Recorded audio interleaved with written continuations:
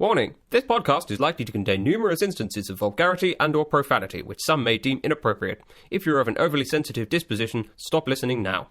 Additionally, the podcast will be filled with numerous spoilers throughout, so if you haven't had the opportunity to read, watch, or enjoy the story prior to the show, please do so, before continuing with this episode of Sweet Story Bro.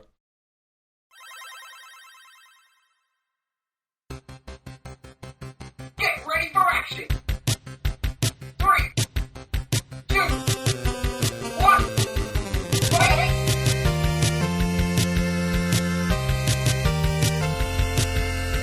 Welcome back to another episode of Sweet Story Bro, the only podcast that somewhat justifies my unhealthy coffee addiction and my love of talking about story.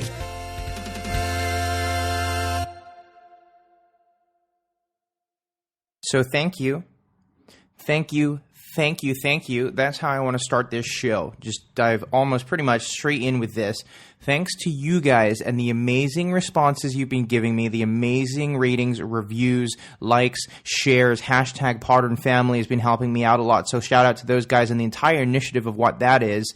And you guys have helped me be featured on the new and noteworthy page of iTunes. What? Pretty much consistently, still there at the time of recording. And we even crept up to number 36 in the film and TV charts. That's the UK film and TV charts because, believe it or not, despite the accent, I actually live in London. But what the fuck? You guys, that's amazing. That's on Twitter. So I took a screenshot of that because it's the moment in time I wanted to capture the success of the podcast, the first success of the podcast, and hopefully the first of many more to come. But that's all thanks to you. Your feedback, your sharing, your liking, your interactions, all that stuff, telling your friends and getting them to listen, and then they tell their friends, all because we want to unify this love of story. Man, that has helped me. That has helped the podcast be found. You type in sweet into the search column, we're now the second option available there.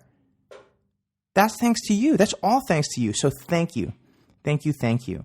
Another bit of quick housekeeping that I want to do, as is per tradition now, housekeeping first during the intro and then the review itself, obviously.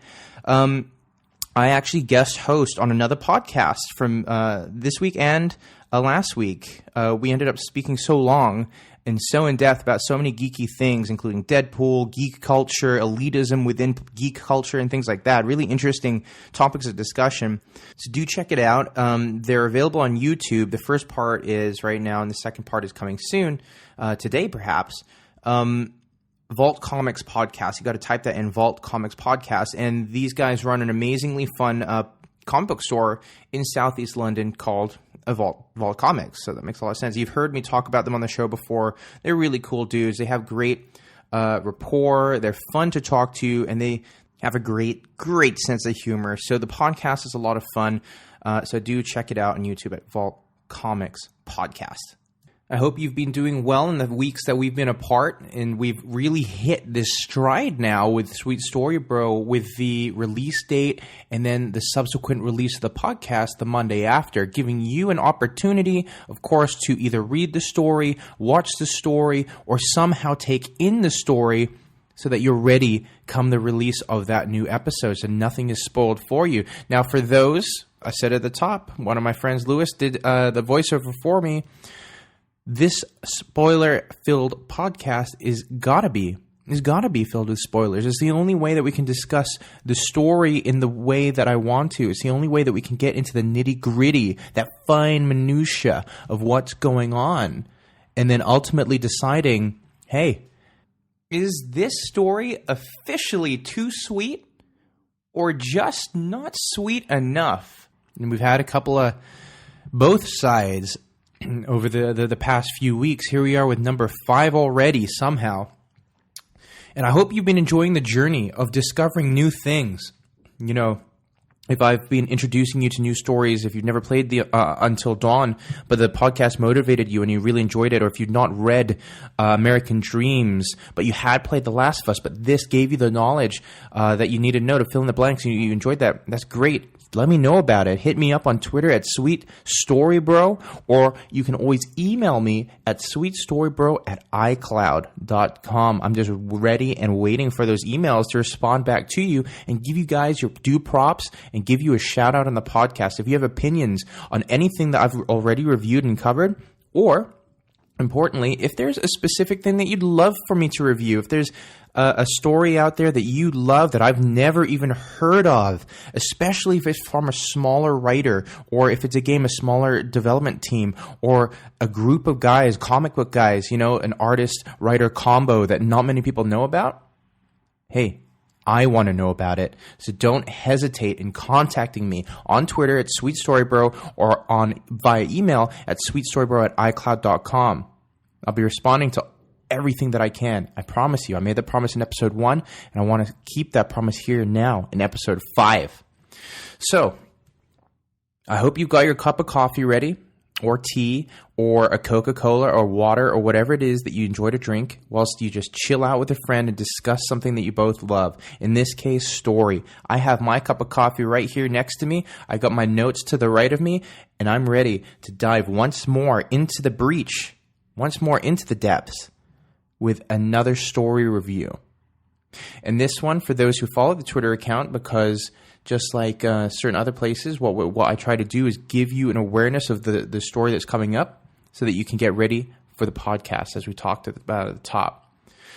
So for those who have been paying attention, this episode is going to be focused on a novel by James S.A. Corey. It is the third in the Expanse series. Originally, this was meant to be the trilogy capper, but during the course of writing it, their publisher issued out a request for another trilogy or another 2 trilogies, making this a 9-part series. Now, is that necessarily a good thing? Is too much of a good thing a bad thing? Or is this just another excuse for us to totally revel in some sci-fi awesomeness? Well, we'll find out at the end, of course, whether it's too sweet, officially too sweet, or just not sweet enough. Now, just like with every show, I'm going to start off by reading out the blurb on the back of the story, in this case, the book. It is a New York Times best-selling series. I'm unsurprised by this. I really enjoyed the first 2 books. Both Leviathan Wakes and Caliban's War, I found, were very provocative pieces of sci-fi, really interesting. It dealt with really cool themes and ideas. The stakes were really high that affected not only a world or a group of people, but a universe potentially, especially in Caliban's War. And, you know, I know we're jumping in with number 3. That's because this podcast is still relatively new, at least to me. So that even the existence of Sweet Story Bro wasn't around when I was reading Caliban's War, Leviathan Wakes. But if you want me to do a retrospective on these 2, so that we can essentially have a collection, a podcast series on the Expanse series of books, let me know. I'd be more than happy to reread those books, revisit those worlds, and do it for you guys, collecting them all. Now, some might wonder, why Abaddon's Gate? You know, why jump in the 3rd one? Why didn't you start at the beginning again, just to make this a little bit easier? Well, as I've already just said, I have already read the first 2, but the Expanse TV show has launched on Sci-Fi, and I've actually just been catching up with those. I came to it a little bit late. I hadn't realized that they'd aired already. So I've been spending time revisiting those worlds through the TV show, really enjoying it, and then it just popped in my head. I went, hey, there are so many more of these books out there. I've not read 3, 4, or 5 just yet. Well, now that my interest is piqued again, let's jump back into it. Hence, Abaddon's Gate, which is why we're talking about on the show today. But here's the blurb for you guys, just so that we can all come in together, have an idea of where the story starts, and more importantly, where it might go. Because a good blurb does what? It grabs your interest, and it doesn't let go. It causes you to pick up the book. And I think this one does a pretty good job of it. Here we go. And I quote, this is the back of the book, the official blurb. For generations, the solar system, Mars, the moon, the asteroid belt was humanity's great frontier. until now. The alien artifact working through its program under the clouds of Venus has emerged to build a massive structure outside the orbit of Uranus, a gate that leads into a starless dark. Jim Holden and the crew of the Rockinanti are part of a vast flotilla of scientific and military ships going out to examine the artifact, but behind the scenes, a complex plot is unfolding, with the destruction of Holden at its core.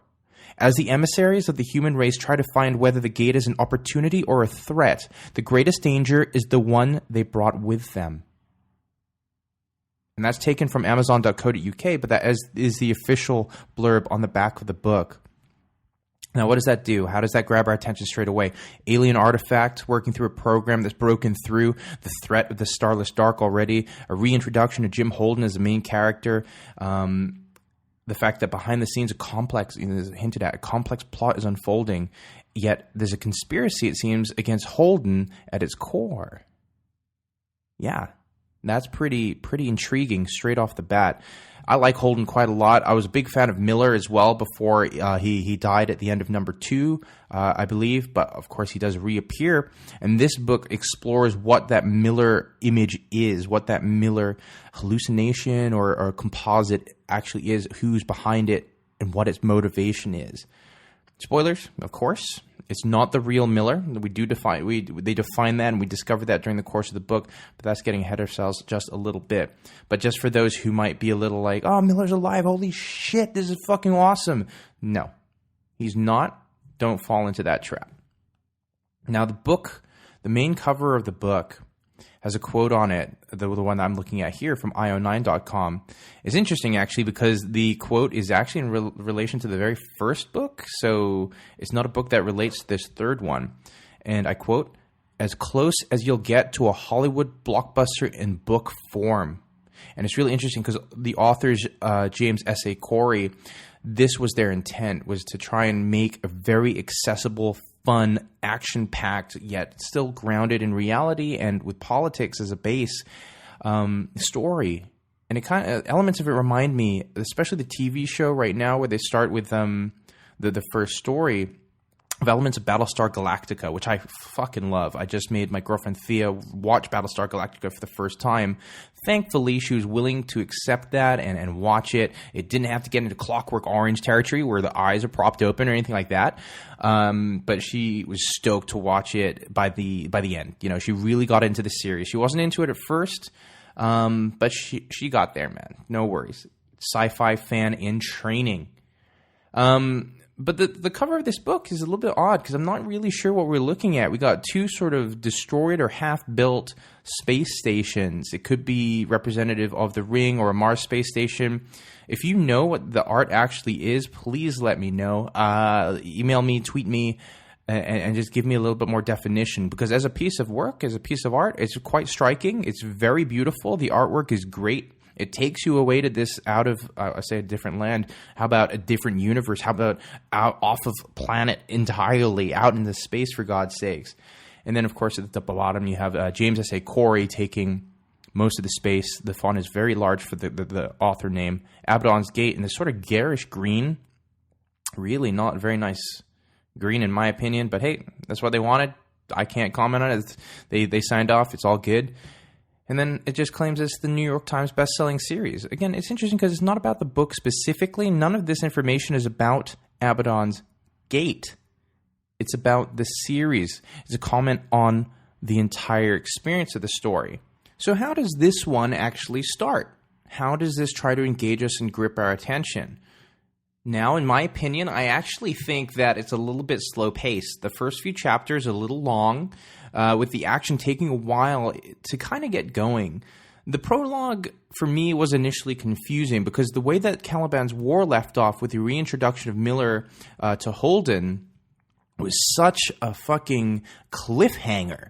You know, you think he's dead. He died for a noble cause, sacrificing himself by plummeting the protomolecule creature, ship, whatever, into Venus in order to save Earth. And yet here he is appearing at the very, very end to Holden. Now, I can't remember if Holden's got a cup of coffee or not. For those in the know, he's a huge coffee addict, much like I am. They're always talking about coffee in the books. It's something that the Expanse TV show hasn't done enough. I feel very strongly about that. He should definitely be talking about percolators and the quality of coffee a little bit more. But hey, that's neither here nor there in regards to Abaddon's Gate. But I found the prologue a little confusing at first because I wasn't sure where we were. It took a couple of minutes for me to get rooted with the character that we're with, the point of view that we're looking out through. And I mean, in fairness, I think that's less James S.A. Corey's issue and more mine, because I really was expecting it to just pick up exactly where we left off after Caliban's War. Now, as a very, very quick aside, for those not in the know about James S.A. Corey as an author, James S.A. Corey is actually the pen name used by two different authors, collaborators Daniel Abraham and Ty Frank. The first and last name are taken from Abraham and Frank's middle names, respectively, and S.A. are the initials of Abraham's daughter. That's why earlier I kind of made allusions to maybe they or them when I reference James S.A. Corey as opposed to a singular individual. That would be why I did that. So, I mean, with the prologue, we're following a young belter who wants to make history by using the ring that's appeared, and I'm not sure, protomolecule related, the ring. And what he wants to do is essentially lift off from the belt using a custom-built ship in slingshot, use the speed of gravity and leaving the atmosphere and re-entering the atmosphere to slingshot around the ring and make history for himself, becoming famous, infamous in the process. And he's fully aware that if this is successful or when this is successful, that he'll come back and get arrested and stuff like that, you know. But it didn't matter to him. He just wanted the fame of being the one to do that, to hit new speeds, to slingshot around and come back. Now, of course, that didn't happen. It didn't happen like that at all. Instead, he went up towards the ring, entered the ring, and immediately died. Why? The speed of his craft went from X amount per minute to virtually nothing. The slowdown, like hitting tar, like going straight into slow motion, but extreme enough that he dies. Why? And this is very important because it sets a rule that exists throughout the rest of the book. The spacecraft is affected by the time within the ring. Every inhabitant and person inside the spacecraft is not a slave to that. So you can still interact and walk around in real time, so to speak, whilst everything around you occurs in extreme slow motion. So when this dude just strapped into his makeshift spaceship immediately comes into like a handbrake stop, that doesn't stop him from slingshotting forwards, out the window, and meeting his grisly death. And that's what sets off the rest of the story. Is this guy's attempt to do that, and then the death, and then the potential weaponization of the ring to understand what it is, and of course the military being what they are, to try and turn it into some sort of weapon.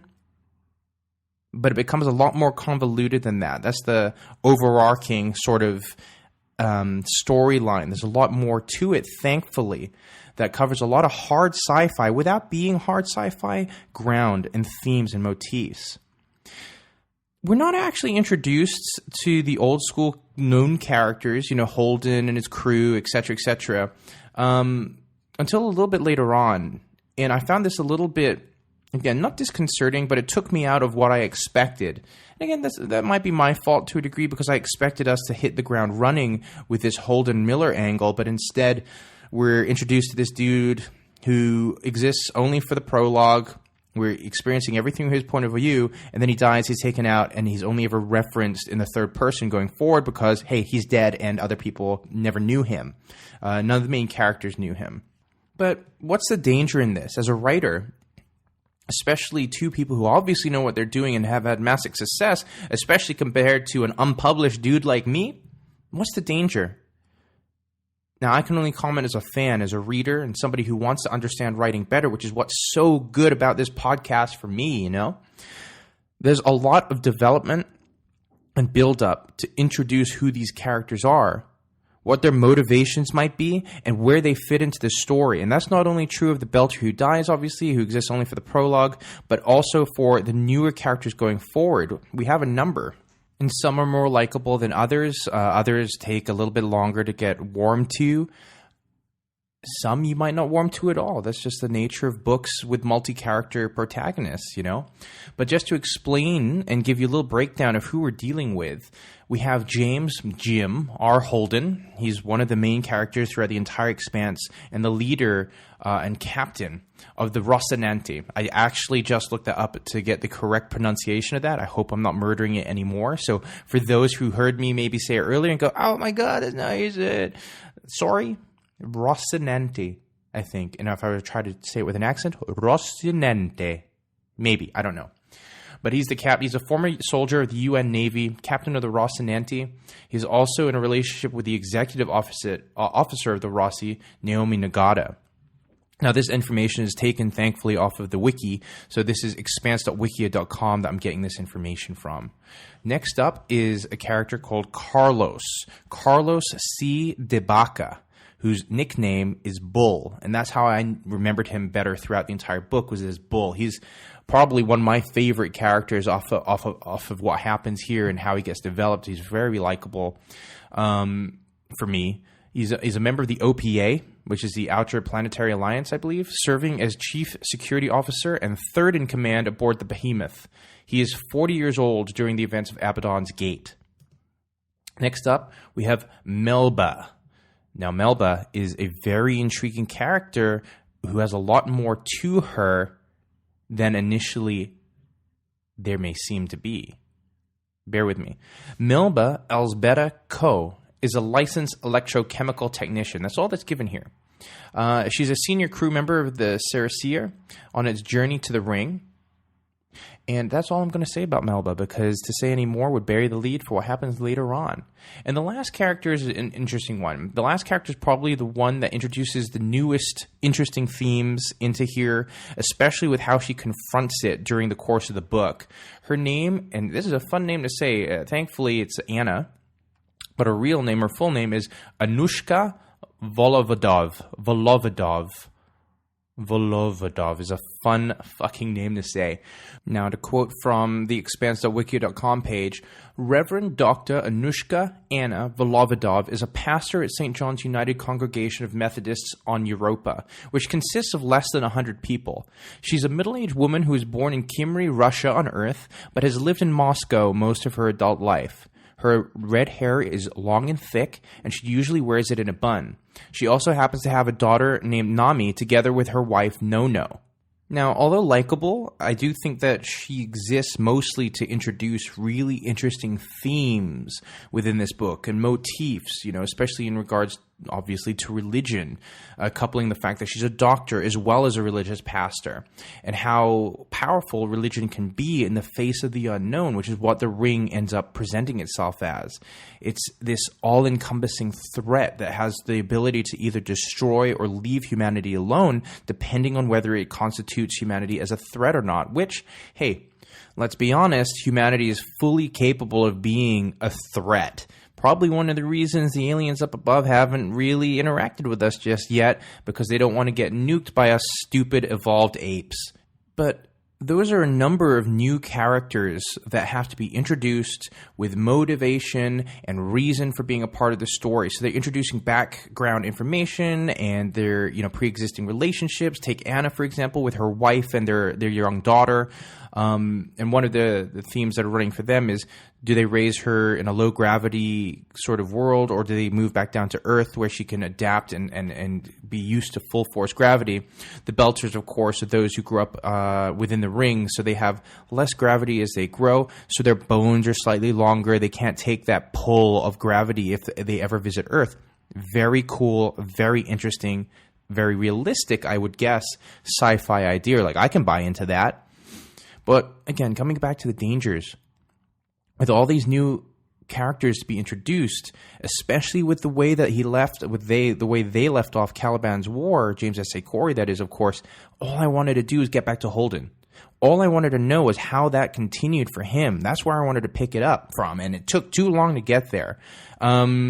I was being introduced to these characters. That's cool. I understand the need for this, the backstory to be introduced so that I can start giving a shit about them, but not at the expense of what's brought me back to this book in the first place. Give me Holden. Give me whatever the fucking Miller thing is. I want to know more about that. Less of everything else. More of that. Less of everything else. Because why? I've spent 2 books invested in Holden and Miller, and Miller died at the end of 2, yet to come back? I think I'm getting it right. Died at the end of 2. I hope that's right. If I'm wrong, I do apologize. But you got me on tender hooks, man. I'm back for the 3rd, and yet you're not opening with the strongest possible way that you could. I mean, yeah, the Belcher going out and dying, which sets off, that's cool. I get that. But Holden, come on. We want to pick up where we left off. I mean, the most engaging part of the story so far, only a couple of chapters in, and this is, gauging everybody being introduced and the necessary means to do that, and of course, is obviously between Ghost Miller and Holden. That's immediately the most captivating relationship that's going on in this book. Picking up after the surprise reappearance at the end of book 2, because that's what people wanted. That's what I wanted. So it took a little while to get there, but when it does, they get the ball rolling really, really well. There's still that intrigue of, is he a ghost? Is he real? Holden's the only one that's seeing him. It's a fun reintroduction, actually, of Ghost Miller in the bathroom of a casino, because the crew of the Rocinante are actually doing very, very well at this particular point in time. They've got some downtime going on. They're in a casino, fleecing them for money. They're all having a real good time together. And then Holden needs to go to use the bathroom, and it's in the bathroom that they decide would be the most perfect opportunity to reintroduce Ghost Miller. Freaking Holden the fuck out. And fair enough. If you turn around whilst having a pee and the ghost of one of your old friends is there ready to greet you, kind of giving you purpose, in the greatest sense of things, because the crew are directionless at the start of this book. They've had their 2 adventures. They've survived. Holden isn't the most popular person in the universe. There's reputation obviously now long preceding him thanks to the actions of 1 and 2. But here they are, on some well-deserved downtime, just relaxing without purpose. And it's an interesting sort of reintroduction to this crew as they're just kind of dossing around doing not much at all, apart from winning, gambling, losing some money. And now here comes Ghost Miller bowling into the story, giving them, giving Holden a reintroduced purpose through the protomolecule. Everything's around the protomolecule right now, and what that's doing, the effects it has, what the ring is. The ring. So just to give you a little context of what the ring actually is, and this is taken from the Expanse Wikia once more, the ring is a gigantic, self-assembling alien structure located 2 AU outside the orbit of Uranus, launched there by the protomolecule on Venus. It's shaped as a large ring, its interface approximately 1,000 kilometers across, with a series of twisting ridges that spiral around its body. The structure is actually an artificially sustained 2-way Einstein-Rosen bridge, a wormhole leading to an unknown location in space known as the slow zone. That's that area that I was talking about that Belcher pilot went into earlier. Passage through the ring is not accompanied by any kind of light show, typically expected with such a device. An object or ship simply appears on the other side. Sensor data, including visible light, travels instantaneously and merely treats the ring as a window with no physical distance between the 2 sides. How awesome. Now, the ring near Uranus is part of an ancient ring network created by an unknown alien species approximately 2 billion years ago. Rings were seeded by self-assembling materials activated when planets of Earth-like characteristics were detected. These planets then became accessible through the ring network. It's a series of teleporters. It's like Stargate. It's like the Mass Effect gates, or things like that, if you're familiar with those games. Such an awesome concept. And we'll get more and more into this as we go on. Now, another really interesting thing to make note about the Abaddon's Gate as a name, especially as we're currently on the subject of the ring as a MacGuffin, this is one of the main story elements that causes all these characters to come together as their story unfolds. It's the ring. Now, Abaddon's Gate, just like American Dreams for The Last of Us, which I reviewed on the last podcast, is actually a very, very clever name. The title refers, Abaddon's Gate, the title refers itself to the slow zone, is actually a biblical allusion to Abaddon, which is a place of destruction. In fact, in the Hebrew Bible, Abaddon is used with reference to a dwelling place of the dead. Now, just to pull up Wikipedia here, just to extrapolate upon that a little bit, the Hebrew term Abaddon and its Greek equivalent Apollyon appears in the Bible as both a place of destruction and as the name of an angel. In the Hebrew Bible, Abaddon is used with reference to a bottomless pit, often appearing alongside the place, meaning the realm of the dead. Fuck, that's awesome. That's so hardcore. And now you put that into context of Abaddon's Gate leading into that slow zone. You're not talking about a system of connection gates or portals anymore. You're directly referring something that can lead to death, that bottomless pit within that slow zone. Very, very clever name. So, I mean, obviously this is just reflective of their writing style as a whole. It's very layered, very, there's a lot of subtext to a lot of stuff there. And if you're willing to dig a little deeper, you can get more out of it. And I mean, this is highlighted with a quote taken from Gizmodo.com. And I have to admit very quickly, finding information about the writing process or about this book or interviews was quite difficult to do in comparison to my previous episodes so far, primarily because these guys do work together. They're not interviewed together, it seems. And I just struggled to find some really good stuff from them. But taken from Gizmodo.com, I quote, Daniel Abraham and Ty Frank, who write under the pseudonym James S.A. Corey, have said their writing style is basically make it awesome, end quote. Now, that's a pretty good way to view anything. If you want to approach any sort of creative medium, make it awesome. Of course, that's subjective to personal opinion and taste, but it's a good way to try and approach anything. Why would you ever want to approach anything, especially if it's a creative project half-assed? Why wouldn't you want to make it awesome? I know that I want to make temporary awesome. That's why I'm still slaving away at it, bit by bit, clawing my way there. Of course, if you want to know a little bit more about my journey with temporary, check it out, writestevewright.com. I update it if and when need be in relation to this writing experience that I'm doing, which will hopefully end with being published maybe one day. Who knows? Crazier things have happened, am I right? Now, when we're finally introduced to Holden properly after this scene, there's a documentary crew that gets attached to the Rocinante crew, right? And it's this documentary crew that pay off later, but it's such a boring setup.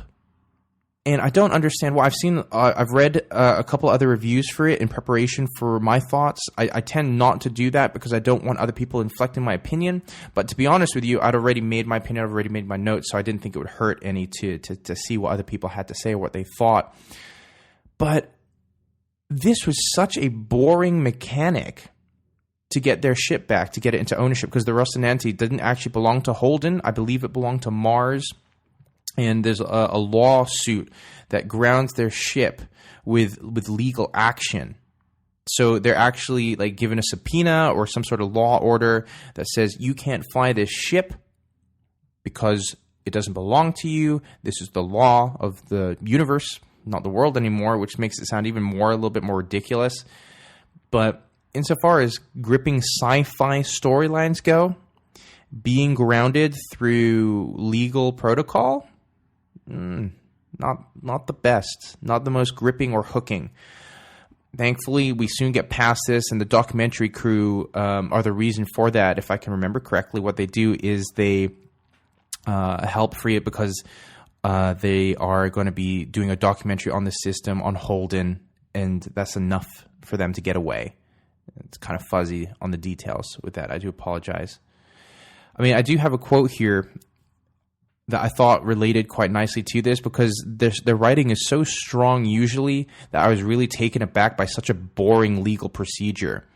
Although I suppose, conversely, if you want to look at it from a more positive light, hey, they may be, interplanetary travel may be possible within this world, and if they can somehow make the ring work in their favor, so would inter-universal travel. And yet, the fine minutia of the everyday, the law that brings us all together, that we all have to adhere to or suffer the consequences from if we do not, Those still exist. So, I mean, I suppose on the other hand, having themselves be grounded in that way is kind of funny.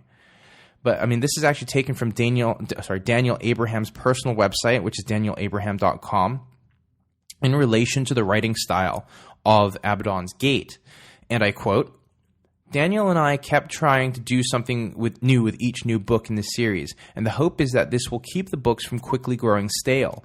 But the fear is that by not doing the same thing as you did last time, you can disappoint the fans of the earlier books. We definitely went in a new direction with at least some of what happens in Abaddon's Gate. End quote. No, they did, man. Like, again, the legal procedures, the wranglings, keeping them grounded, and, you know, the fear is that by not doing the same thing you did last time, you can disappoint the fans of the earlier books. I'm all for you trying something new. I'm all for pushing yourself as an author, as a writer, but not at the sacrifice of the main hook that's bringing everybody back. Who put down book 2 and cracked the spine of book 3, not wanting to automatically jump into this Holden Miller situation? If you put your hand up, good for you. Although I would question your motivation to so eagerly get into that story, because that's the major hook going from one to the other. Now, Melba is an interesting character because we have knowledge about Melba that doesn't exist for the other characters. We're in the know. We're in the secret club with her. Because you see, Melba is actually Clarissa Mao. Who is Clarissa Mao? She is the daughter of Jules Pierre Mao and the younger sister of Julie Mao, the main girl from the first book. If I remember right, she was the badass chick who knew jiu-jitsu, and she was the one who was eventually, unfortunately, fused with the protomolecule creature that Miller helped to track down. The main theme of the first book was him being given this case to find out where she is. Now, she's responsible for the terrorist attack that happens later on in this book on a UNN vessel whilst trying to kill James Holden because of everything that he's done to disgrace her family name. And it's that act that causes the chain reaction of everybody going through the ring and getting caught in the slow zone. Melba's hate of Holden, to me, feels very organic. I don't think it's forced in any way. I think she's given a lot of agency and a lot of purpose for her dislike of Holden. And so her vengeance plot just makes perfect sense. You know, she attributes the death of her sister to him, the loss of her family fortune because her father is disgraced and in prison, and of course, you know, just the loss of face. You know, besmirching and dragging her family name through the mud, all because of Holden in her eyes. And I actually think that's a really, really good motivation for her as the closest thing to a villain in this piece. I mean, I say the closest thing is pretty black and white, honestly, in terms of who's good, who's bad, the heel turns, the face turns. You can kind of telegraph it from a mile away. You know what's going to happen. It's just a question of when. And if you know the story quite well, you can usually put it down to a second act turn or, you know, in the third act build or whatever. But she feels that Holden is a man who has, quote, destroyed her family, you know, and so attempts to frame him for terrorist actions, besmirch his name, and if she can, you know, not only destroy his reputation, although that is in tatters anyway, but kill him. So really that's the main thrust of the early story of the book is Melba, a.k.a. Clarissa's intent to frame, if not kill, Holden for everything that happened to her family, and she attributes blame to him for that. The explosion causes the Rocinante to flee the flotilla of Mars ships, Earth ships, and I believe Belter ships as well, up in space because they all think that he did it. They're locked out, jammed out of the communications in order to deny it. Why? Because of the documentary crew.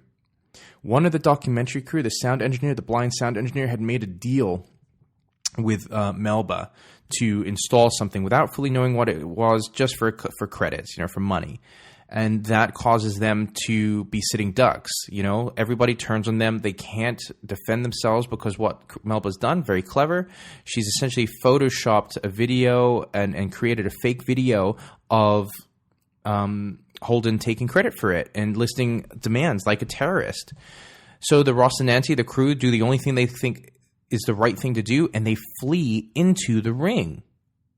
They leave the entire situation around them by going into the unknown. They plunge into the depths of what could potentially kill them.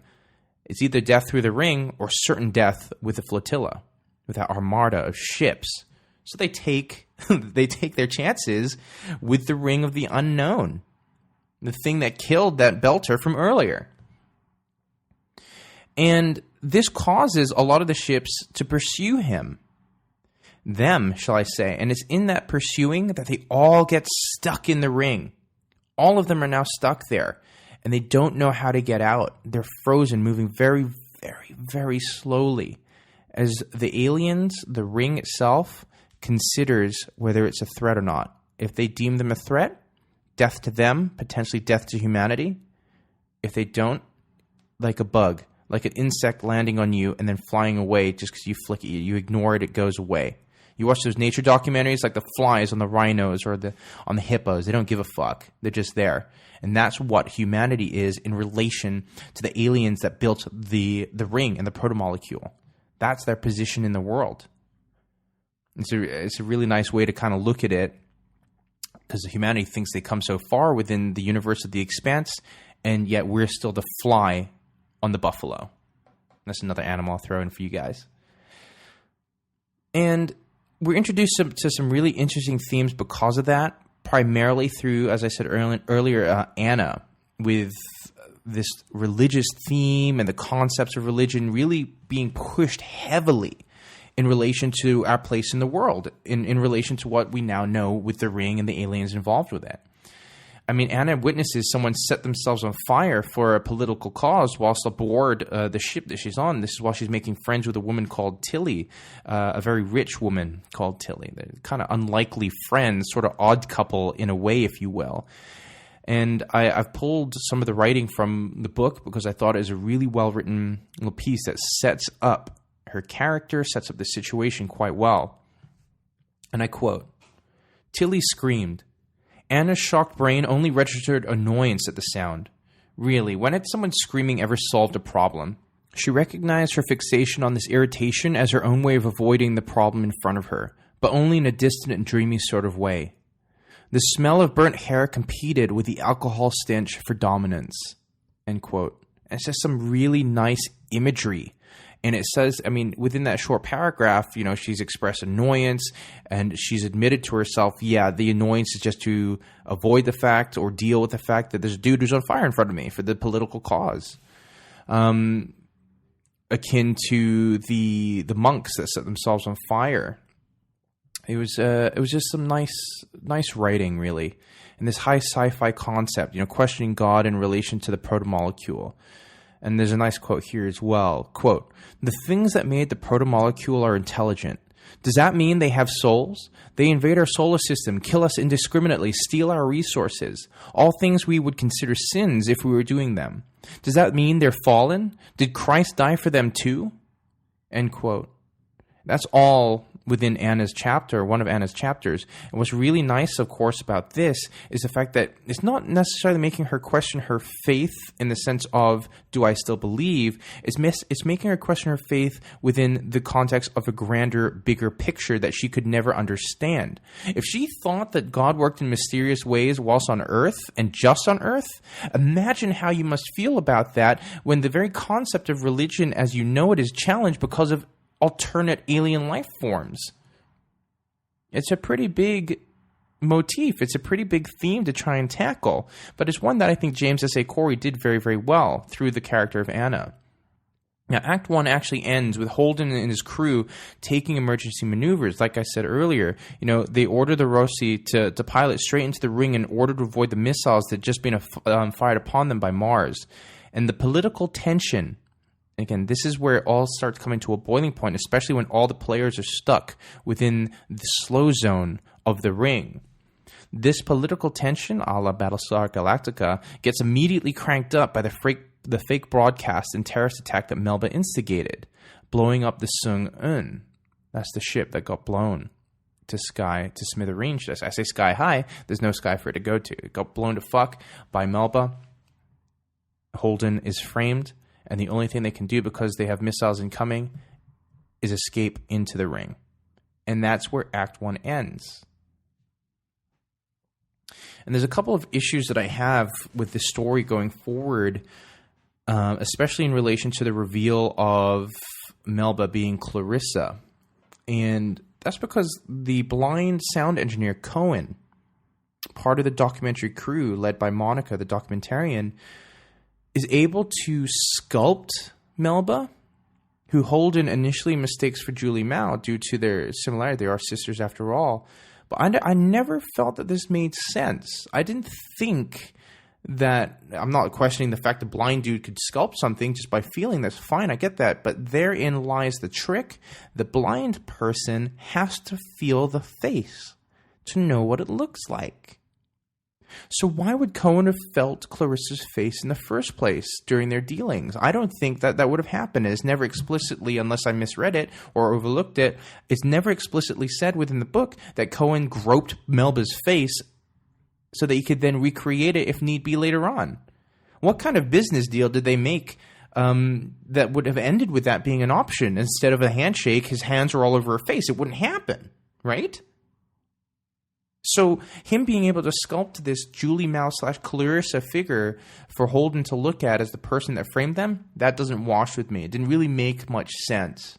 Now, of course, going into the ring, Holden inevitably has a conversation with Miller on the inside by these sort of like the technology of the ancient alien civilization, the one that created this infrastructure 2 billion years ago, don't forget. And it's at this moment that we all are kind of revealed to what we all kind of secretly know anyway. Miller is not alive. He's not a ghost. He's akin to an advanced programmed projection using the connections and attributes that Holden knows Miller as and creates a form in order to make it relatable to him. Kind of like the easiest thing I can compare it to is Jodie Foster's Contact movie back from the 90s, where they took friendly forms in order to not make them scared and make them more relatable to the people they were trying to contact. It's the exact same thing here. The thing is, it extends to concepts and ideas. The projection of Miller is so in-depth, it's almost like a clone. Throughout the entire book, there's one thing, one idea that Miller is constantly trying to hammer home to Holden that never really seems to click within Holden's mind. And it's this, and I quote, "I keep warning you. Doors and corners, kid. That's where they get you. Humans are too fucking stupid to listen." End quote. And how true is that just of the human condition as a whole? Too fucking stupid to listen, no less. And this is coming from an advanced civilization trying to give a warning of some sort. Now, as I mentioned earlier, that mixed armada of OPA, Earth, and Martian ships, they all go through the ring in pursuit of Holden's ship, the Rocinante. And just like what happened to that belter at the start during that prologue, hey, it happens again. They all come to this almost sudden stop as they go from moving very quickly to almost immediate slow motion. And this causes havoc. Shit goes down because of it. Everybody is immediately decompressed by the massive deceleration. It breaks bones, it causes injuries, and creates mayhem across the that unified system. I say unified system. They've all got their own different political allegiances and alliances. I meant unified in the sense of they're all going through that at the same time. It bonds them. Their systems are in disarray.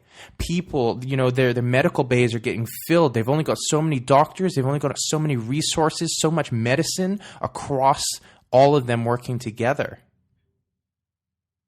And this all leads Melba into finally taking action against Holden. She attempts to board the Rocinante, jumping across the void in an Eva suit.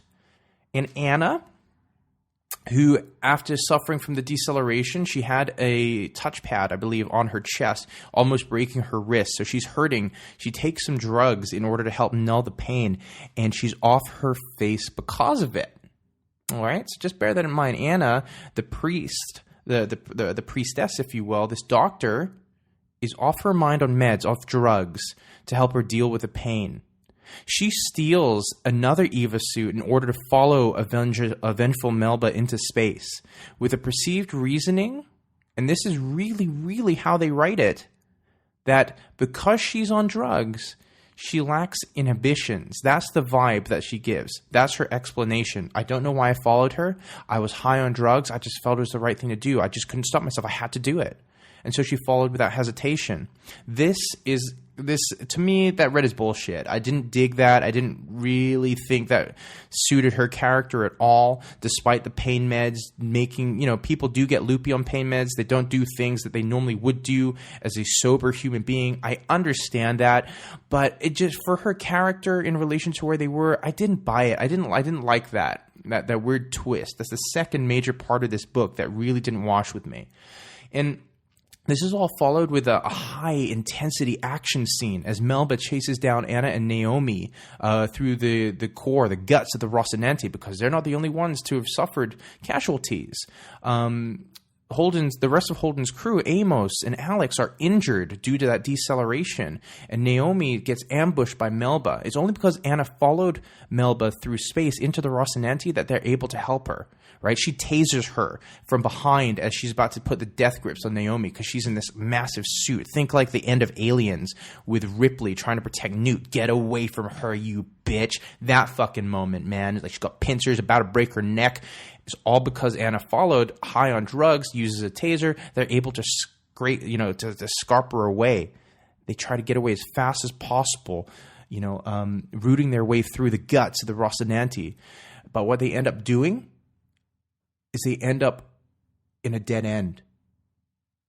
And this high-impact scene, this high-action scene gets your heart going, gets you turning those pages, or in my case, tapping next on my Kindle as fast as I could to get to what's the conclusion. Is this it? They're in a dead end. How are they going to get out? What's going to happen? Melba's got him. This is fucking it. Isn't it convenient, then, that Melba has a fit that would allow them the opportunity to escape and survive? Convenient? Contrived. Is almost the point of a Deus Ex Machina. Nothing comes down, no gods appear from heaven in order to help them out in the way that Anna did just a second ago to help out Naomi, but it is a fit out of nowhere.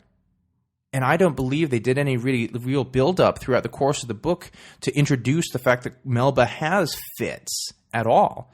If this was something that was, subtly built up over the course of the narrative, I could accept that. Sure, okay, it's just bad timing. Convenient, but bad timing. But as it stands, the way it reads is, this is it. They're dead. Melba's got... Oh, no, they're out. That's fine. Cool. No, don't worry about it. It's fine. She had a fit. That's writing yourself out of a corner. And I can't help but feel that both of the authors involved, again, comprising James S. A. Corey, I don't know if that was just a little bit too convenient to get themselves out of a literal dead end that they found their characters in. Now, the way this story pans out for Bull, don't forget that security officer who I was quite fond of. I mean, the way we're introduced to him is done in a very, very hardcore style so that he can establish that he means business amongst the Belter system because he's an Earther. Right? He grew up on Earth. He has normal ratio to his bones because the gravity helped him be that way, as opposed to the Belters who, once again, in low gravity situation, have much longer features and weaker bones in comparison to an Earther. But this is an Earther working within a Belter world. That's his perceived reality, is working with these guys. And the deceleration caused by the going through the ring hurts him. And it hurts him bad. I mean, the way is introduced, again... To go back, he's able to find a guy peddling drugs amongst his system, and as far as he's concerned, he's peddling drugs to people, causing them to be unable to do their jobs properly. Mistakes happen, people die. So what do? You root out the cancer, the guy peddling the drugs. What he does, he doesn't give him trial. There's no sense of fair justice to him, to what happens to him. Instead, he takes him out to the airlock and blasts him the fuck out the ship. He kills him. right? And he says, if this happens again, know that this is what's going to happen. The exact same thing will occur for anybody else that's going to make mistakes like this, that causes other people to make mistakes that can kill us. Because don't forget, they're just inside essentially a gigantic tin can going through space. They have no Earth underneath them to survive. If something goes wrong with the hull, that could be it for everybody on board. So if somebody makes a mistake on that crew, on that team, that's too big a deal to ignore. And that's exactly why Bull did what he did. It's a great way to introduce a character. The strength of his convictions, although slightly psychotic, do make sense. And you get the impression from his character he'd much rather ask for forgiveness or fight for forgiveness than ask for permission in the first place. But in doing so, these bags, the drugs, I think they were called moon dust. I might be misremembering that. People pile them up there. There's no repercussions for those who put them there, but it's the fact that the drugs are put there so they can blast them out the airlock as well, making sure that they're safer. That's how this guy's introduced. So what happens to him when the massive deceleration happens? He's in a bad way. He gets hurt really bad because he's not asleep. He's not in his crash couch as it happens. Some people are okay because they were asleep or, again, in their crash couches when it happened. So the blow was softened for them. For everybody else standing up, gravity suddenly hits them with a force 10, 20, 50 times fold into things, breaking bones, or having objects suddenly, again, don't forget Anna had the tablet on top of her. All of a sudden that went from her leaning it against herself, reading something, to it pressing down, forcing the air out of her chest. That's pretty crazy. That's the kind of damage that it can cause. And again, the entire armada is in disarray because of it. Bull suffers badly. He is crippled in a major moment in this story. Due to the spinal fracture, he can't feel anything below his waist. Nothing. He's in bed surviving as everything happens around him. And he's a major player. People go to him. He's been put in a position lower down the ranks, but people know that he pulls strings, that he's in charge of a lot. He has a lot of responsibilities. But it's his resolve to continue trying to help despite this major character-defining moment. The fact that he's still trying to delegate and do all he can, even after finding out that his spine is broken. That's character-defining. Bull immediately becomes an incredibly powerful figure, not necessarily in terms of the power that he wields or that he has, but in reader perception. Wow. What a thing for him to do. He's just found out that he's broken. He's a broken man now. Yet he doesn't let that discourage him. He doesn't fall into despair and depression, which would happen to so many people. And fair enough. No. He rises above it. He John Cena's that shit. Never give up. And that's exactly what he did. I'm not a Cena fan, incidentally, throwing that out there, but it's that concept, that idea. This strength of character that Bull exhibits and embodies is a likable quality within who he is. And even though they have the technology, this is a world or universe that exists where the technology can rebuild his spine. Like the $6 million man, he can be rebuilt through bone regrowth, although things can go wrong during that. That's established during the story. Bone regrowth can go wrong, can cause more problems, worse problems. That's true of surgery within our reality. It doesn't necessarily fix everything all the time, could make things worse, but it's still worth having in a lot of cases just in case it makes that positive change. Now, to top it off, not only is he crippled during the course of the deceleration, he helps to instigate a mutiny from his bed with Pa, who is a high-ranking officer working with the captain of the ship that they're on. And he does this all whilst crippled in bed, having just discovered that he can't feel anything below his neck. That's pretty awesome.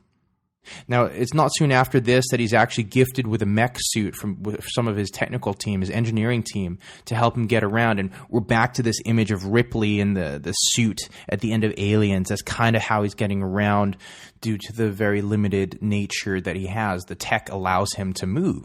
It's his body, and again, it's such a weird concept of having everything taken from you, but finding the strength, the inner strength to still continue on. gifted, of course, with this mechanical suit in order to do so. Now, a writing technique happens next, and this is a very interesting one because Melba's been taken into custody after her fit. She's unconscious. Naomi and Anna are able to get her into a custody and get rescued, although there's a little throwaway moment where Anna's made low priority and she's made to wait a few days to get off the Rocinante. They changed the title header, and this is something you can only really appreciate as a reader, of course, where all of a sudden it turns from Melba into Clarissa, which highlights the duality of her nature and, of course, the multiple personalities that go through her, because she lived as Melba for so long that the lines are blurred. She's not sure who is who now. And Anna's first interaction with her is indicative of this, because Anna sees Melba in the cafeteria after, I believe, the Sung-Un blows up, and she's distraught over what's happened and what she's committed herself to. Anna, as a pastor, tries to help, and she immediately gets a bad vibe. This is somebody she doesn't want to be around. That is changed when she's Clarissa, and the relationship that begins to be developed between them is indicative of this. One thing to really take away from the turn of Melba into Clarissa is the amount of guilt that she takes forward going with her. Somebody got very close to discovering her secret before she had the opportunity to set off the perceived terrorist attacks in order to frame, besmirch, and destroy James Holden. He was a belter called Wren as a part of Melba's team. The only thing to do was to kill Wren. And the thing that she did that kind of really honed into this idea that she is twisted, she is so single-minded and focused on this idea of destroying Holden, was the fact that she not only killed Wren because he came close to discovering her secret, she dismembered his body, hid it in her locker, and then packed it with it's described as some sort of like soft foam that kind of hardens but still is somewhat malleable, and in order to hide the stench of the decomposing body. And this guilt really, really takes over once she's able to step back and away from the Melba persona and once again kind of get grounded in a sense and semblance of self, who she really is. Although, again, those lines blur because she obviously had to enter in the first place to go that far, although she justifies it because she was Melba at the time. And Anna approaches her in an attempt to get her to forgive herself, to get her to find justice, to get her to some help. Anna is so focused on just trying to help her. She's blinded by the actions of what she's actually done. Melba, that is. Melba instigated a terrorist attack, attempted to murder numerous people, did murder somebody, and hack them up. Yet Anna's here trying to save her immortal soul? I'm guessing at this point it's more like her attempts to do this are more for Anna than they are for Melba. But again, I don't know, it just didn't kind of work for me, that element of it. At one point, they're having a discussion while she's in the brig, a repurposed drum, I think near the middle of the ship. It's easy to get lost within the context of how big the ship is and where things are, incidentally. But Melba says to Anna, and I quote, "What kind of justice would that be? Oh, you killed Ren, but you're sorry now, so it's okay. Fuck that. And if that's how your God works, then fuck him too." End quote. Whoa. Okay, wow. Shit just got real, because not only is it a conflict and difference of opinion, but also of belief. Faith.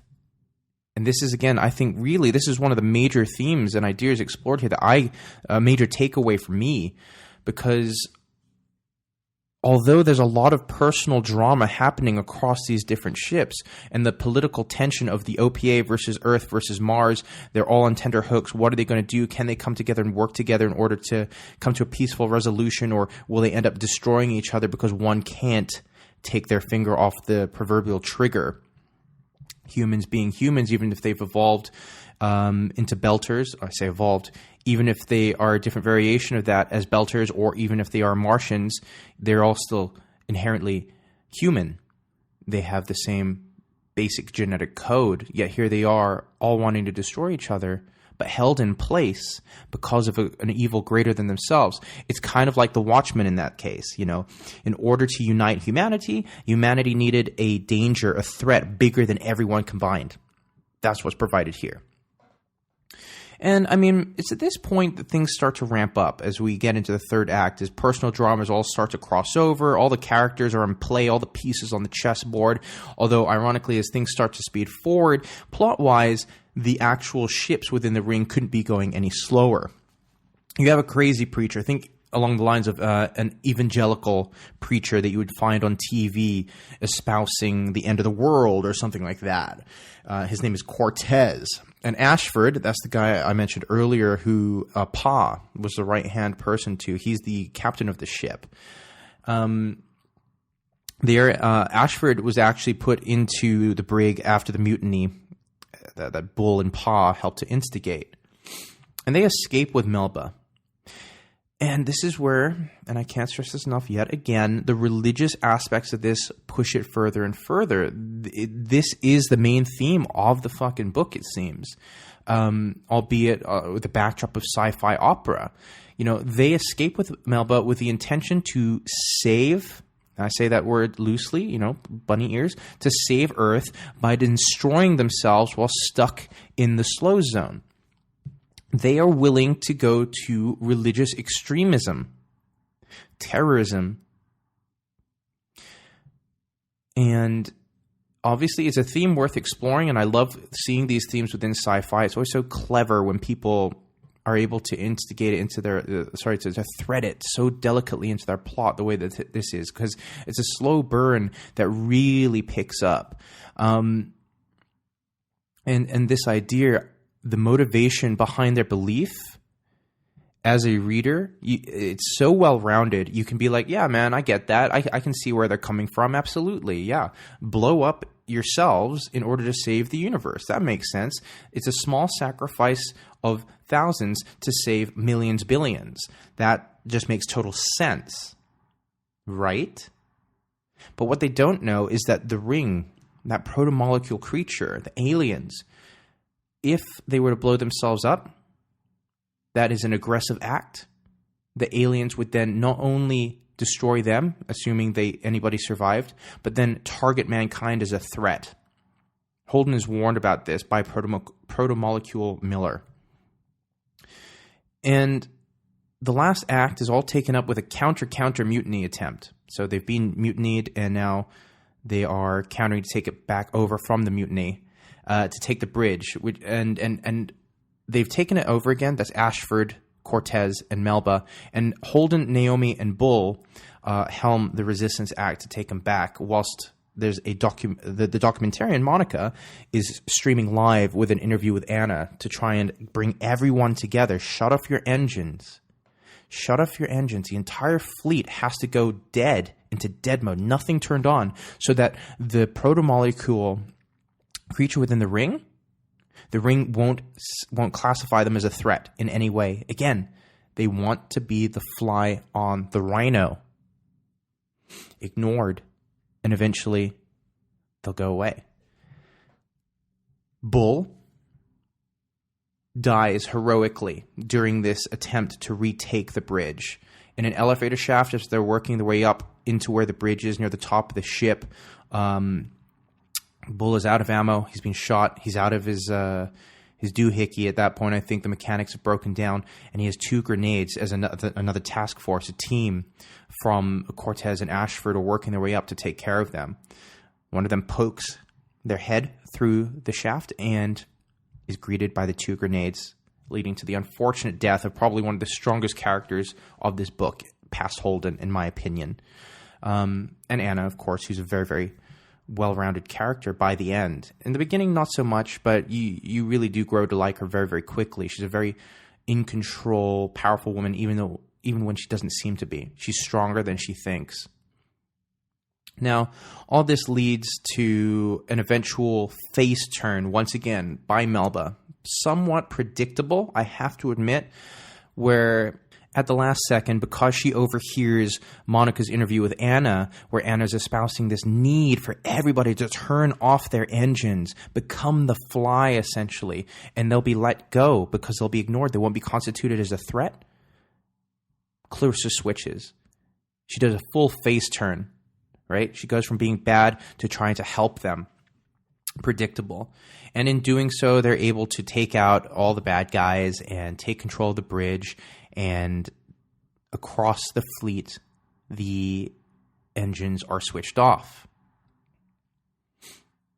Now, the conclusion of this book there's a satisfying amount of action near the end. It takes a long fucking time to get there, but they do get there in the end, man. You know, the narrative consistently moves forward with constant action and progress until we reach a predictable conclusion. You know, people are saved.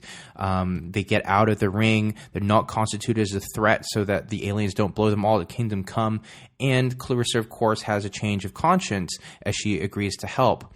And the book ends with Holden and his crew of the Rocinante being tasked with taking Clarissa in order to be tried and judged. So there's this really weird sort of last few moments in the book where the person that tried to frame them and blow up the Rocinante now lives on the Rocinante, is apologetic for her sins and willing to do the time for them.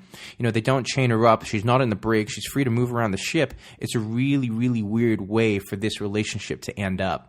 I guess they just don't consider her a danger at all anymore. She's moved past the Melba thing, and her state of mind has changed to a point that not only can they see it, but they put a relative amount of trust into her, knowing, of course, that if she does anything out of turn, well, that's it, out the brig. It's interesting to note, and again, this is taken from Gizmodo.com, that the roots of this entire series was actually as an MMO, that's massively multiplayer online. And I quote, "The origins of this series have their roots as a game, and there are points where this really has the feel of a kick-ass video game crossed with an equally awesome Hollywood blockbuster." End quote. And that's true. There are moments of it. I just don't think there are enough throughout. It's well-paced. It is well-written. It's enjoyable to read. It's not bad, but compared to the first two, I feel conflicted on it. Because the first two were so big in scope, you know, introducing this whole new universe that we're unfamiliar with and talking about these different zones, the Martians, the OPA, how they function, Earthers, and all of these concepts of how they might be going to war with one another before something like the proto-molecule comes along. And again, it's that Watchmen principle, something bigger than them individually unites them to a degree. And the second one obviously ends with Miller crashing the proto-molecule into Venus, saving Earth, the entirety of Earth, not just a bit of it, not just a certain area, the entirety of Earth, man. And now, in the third, they follow it up with a very personal drama amongst these characters with politics and religion heavily involved. But in terms of scope, right, just imagine, just to take a step back for a second, right? You're not veering a missile off course into Venus in order to save an entire planet. What you're instead doing is fighting amongst each other as humans versus, religious extremism, whilst your ships are moving very, very slowly. So if you just cut back like a camera, like imagine you're watching this as a movie, just cut back, all this crazy action happening, explosions everywhere, people crying out, pew, pew, pew, and then you just cut back and you're just really slowly moving. It's almost comedic if you think about it. Just really slow ships as all shit's going to hell on the inside. Those are the stakes in comparison. Now, obviously, a grander stake to think about is the fact that if they all blew each other up, that constituted as a threat, and then the aliens would attack everybody and destroy Earth. Okay, cool, I get that. But that's only a concept that's never fully developed upon. It's never fully extrapolated, and because of that, it never really feels like a true threat, as opposed to just kind of empty words like, yeah, this will sort of happen if you guys don't do this. But the interpersonal drama is very good. The wars that happens on the ship across the mutiny and then counter mutiny and then counter mutiny, very, very good. But I just think it's lacking that huge scope that the first two had. Now, I mentioned at the beginning how difficult it was to find quotes and things like that to include into this podcast review, Sweet Story Bro. But I did find a very interesting question and answer session on Reddit with it was an AMA, Ask Me Anything. And a user called Fet asked, do you worry much about the originality of your ideas? Whenever I think of what seems like a cool concept or people to explore in speculative fiction writing, I'm afraid to do anything with it because it seems like anything worthwhile must have already been tried and done better. Does it help that at least nobody is likely to have combined all the same ideas together in the same way that you have? Hey, firstly, Fet, I feel you, brother or sister. It's a very scary concept, and to come up with an idea and then sit down to try and do something with it. Because I guarantee you, almost every idea, in fact, probably every idea has been done and done to death in different variations, but it's how you do it. It's your personal stamp and voice that'll make it what it should or could be. And James S.A. Corey's response is pretty wonderful, really. And it's something that I really wanted to end this episode with, because the story was difficult to track due to the amount of protagonists involved and the way that they all cross over. But they do, and they do it very well, especially by the book's end. They've all given them purpose, explained who they are. I think that it got off too slow, especially getting to Holden, which is why we're all back in the first place, that coffee-loving motherfucker that he is. But their answer is this, and I quote, obsession with originality can be a vice. Someone said we are all just telling the same 6 stories over and over again, and while I don't know if that's literally true, it certainly feels about right. No matter what your background idea is, no one else would write it the way you will. No one else would populate it with the characters you would. Stunningly original ideas are great when they happen, but they shouldn't be the goal of writing, we don't think. An interesting story, well told, is the goal. End quote. It's kind of what I said, that was my feelings on it as well, absolutely. And an interesting story, well told, is the goal. Just like their aim is to make some amazing things. They want to make their writing awesome. Make it awesome. That's the concept of what they're writing towards. So, and I think that's true of anything. When it comes to originality in regards to creativity, it's not just about books. It's not just about comic books or video games or movies. It's about everything that you can create. Everyone's going to have an opinion on it. This is what this show is. It's an opinion piece. But I really want to try and glean out the stuff I loved about it as well as the stuff I hate. I don't think it's really possible to completely hate something except Blade Trinity. I did not like that movie one bit. Every part of it I didn't like, really. But their point, it hit a resonant tone with me. And when it comes to Abaddon's Gate specifically, do I think it's officially too sweet? There are so many good parts to it, man. So many. The Bull character is amazing. Anna is so incredibly well fleshed out. And this, one of the great things about this is the fact that it doesn't matter that she happens to be a lesbian with a young child, That's just simply part of who she is. It's not something that defines her as a character. They don't hold it up as like, look, hooray, we're so inclusive. That shit doesn't matter. It's just part of the world they've built, and it's one that, hopefully one that we can all live in. I hope that you don't live in something, in a world that doesn't have that kind of acceptance to the point where it's just like, oh, I don't have to accept it because of course that's okay. It doesn't fucking merit thinking about or warrant thinking about. But the story. The stakes in the story, although high on a personal level, just lack that overarching, impending threat that the first 2 had. And because of that, even though I love the writing style and I love the Expanse series, and I'll definitely be continuing on with my journey with it, this story, just like Poe Anderson, is just not sweet enough, but only barely. And that's going to bring us to the end of another episode of Sweet Story Bro. Thank you so much for checking it out. I hope you enjoyed this review of James S.A. Corey's Abaddon's Gate. Don't forget, you can always follow me on Twitter at Sweet Story Bro, or send me an email with your thoughts or comments at sweetstorybro@icloud.com, whether it's just general thoughts on previous episodes or things that you'd like to see from me, or how you'd like me to, what I can do to improve the podcast. I can only do that off of your feedback. And don't forget to check out the Twitter next Monday in order to find out what the story will be for the next podcast, so you can get caught up so you won't be spoiled. So until next time, man, I'm Steve Russell, imploring you to go enjoy some stories.